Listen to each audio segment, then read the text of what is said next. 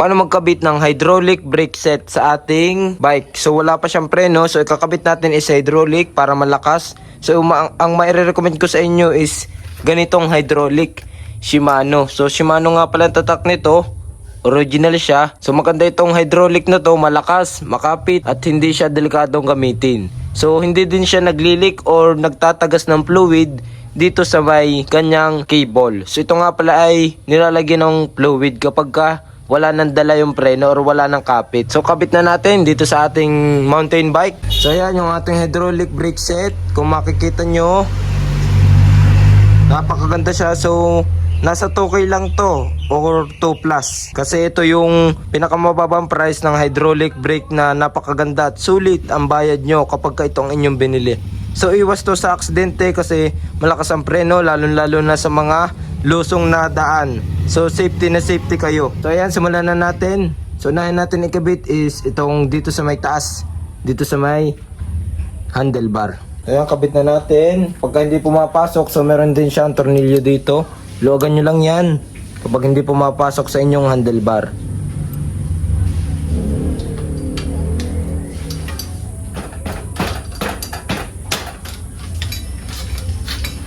So ayan, tas sukatin nyo lang, lagay nyo lang dito yung inyong handle grip para sukat nyo kung hanggang saan nyo hihigpitan yung dito sa may taas, sa may handlebar yung inyong preno. So lalagyan na din natin itong aking handle grip para masukat na din kung hanggang saan siya hihigpitan. So itong ating handle grip is meron ding tornilyo, yung pinakamagandang handle grip na nabili ko sa online. Salpak na natin.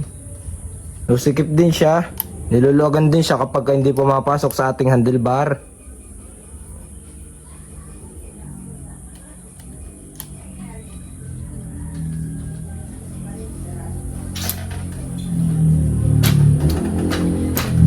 So yan, hanggang dito ang ating preno kasi sagad na itong ating handle grip. So dito nyo masusukat kung hanggang saan hihigpitan yung inyong preno. So higpitan na natin itong ating preno dito sa kanyang bolts dito sa may likod.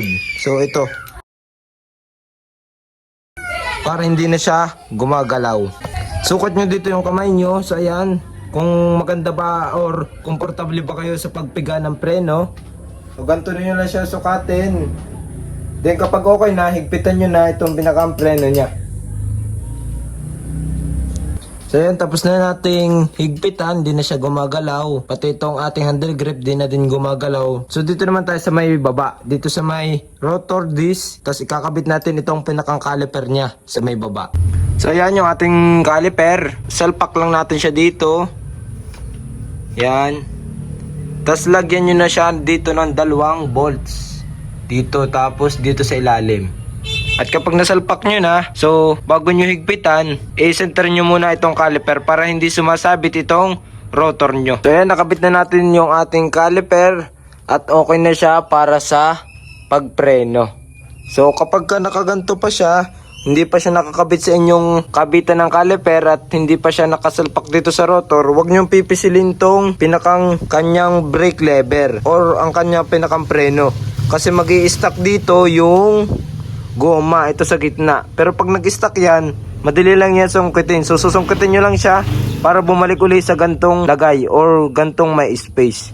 So ganun ang tips dito sa may caliper ng ating hydraulic brake set na Shimano. So ganun din sa ibang hydraulic, basta hydraulic. So kaya tips yun sa inyo. So ayan, so nahigpitan na natin itong 2 bolts dito. So dapat bago nyo siya higpitan ng todo, so try nyo munang paikutin itong gulong kung hindi siya sumasabit dito sa inyong rotor. At ganun lang din sa ating likuran, same process lang din natin gagawin itong preno niya. Gawin na natin. So yan, kakabit na natin itong ating hulihan na preno gamit itong 2 bolts as itong ating panghigpit or Allen wrench. So yan yung ating hydraulic brake na ikakabit dito sa likuran. Papakita ko sa inyo at ipapaliwanag mamaya kung paano ko siya nakabit. So kasi same process lang din siya nung nado sa may unahan na preno. So yan, tapos na natin ilagay yung ating likuran na preno. So yan, try natin. Kita nyo siya umiikot, pasil lang natin siya. So yun, ganun kalakas ang hydraulic brake, lalo na kapag matatry nyo at bibili kayo ng ganitong kagandang preno. So branded din siya dahil Shimano na ang kanyang tatak. Yan dito, same process lang din yung ginawa natin dito sa may unahan na ginawa natin dito sa likuran. So ayan, tapos ginamitan natin siya ng Allen wrench. So malaking bagay yan kapag meron kayong tools na ganito. Kasi nare-repack nyo ang inyong mga bike or naaayos nyo. Kasi kalimitan is Allen wrench ang kanyang tornilyo.